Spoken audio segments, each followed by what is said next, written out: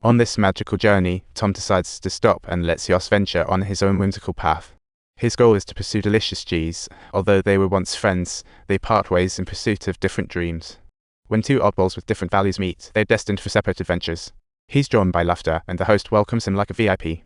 At the dining table, he witnesses his son, but upon closer inspection, it's just a look-alike. In the evening, he sits outside scrolling on his phone, and a woman affectionately calls him a pilgrim, even though he shares his name. She just loves this. He poses a Yoss-like question, "Hey, why you here? A life makeover or a breakup escape?" A pile of completely out-of-place topics springs from her, and Tom notices she's a bit emotionally off-kilter. She admits she's on a pilgrimage to quit smoking, but deep down, doesn't want to give it up. But if she doesn't quit, her future might be a hot mess of real energy that makes her quite fed up with the world. Struggling in the mire of desires, she finds no reform, so Tom decides to retreat to his room for a beauty. Next morning, he sees yesterday's host putting on a bullfighting show upstairs, feeling rather bewildered. He shyly admits, "I once dreamt of being a bullfighter, but dreams and reality are always at odds. Even the strongest face challenges." He's tirelessly hustling for his family and finally settles for coffee.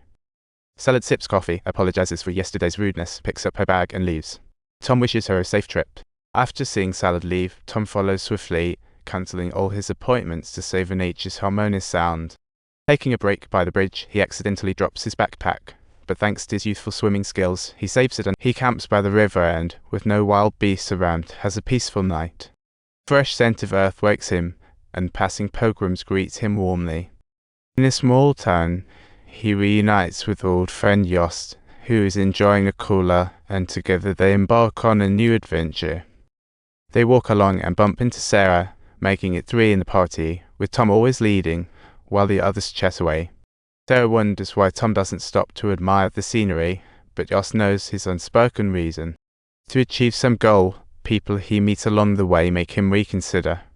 He comes across a priest who gives him the rosary he carries. Though reluctant, he ends up accepting it. This group of strangers connects through their pilgrimage. Destined relationships bring them together as friends. Every journey should cherish these moments, looking forward to accidental encounters with companions. Different goals gradually separate them into 3, but as people part ways, some will always join. Just then, a writer joins them, sensing this place's mystery. Even a roadside dogfight inspires. But here's the kicker, he's hit a creative block, with editors messaging him daily to churn out masterpieces. So, this writer sets off on a quest for inspiration, while Tom secretly lets out his affection for his son.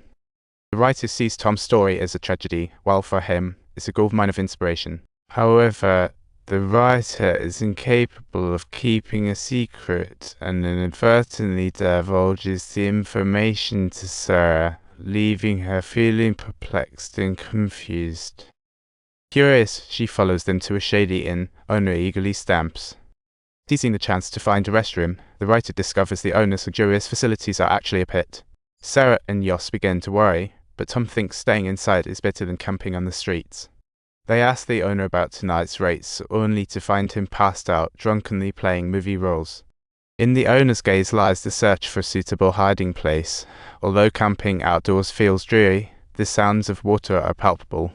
The group continues the journey as Tom, drunk, grows sullen, with emotions bursting forth like a flood. Suppressed feelings about his son erupt, and he begins to lash out indiscriminately, growing more agitated and deciding to march alone. His drunkenness causes him to tumble, and the police, noticing nothing wrong, take him away, while his friends can only watch helplessly.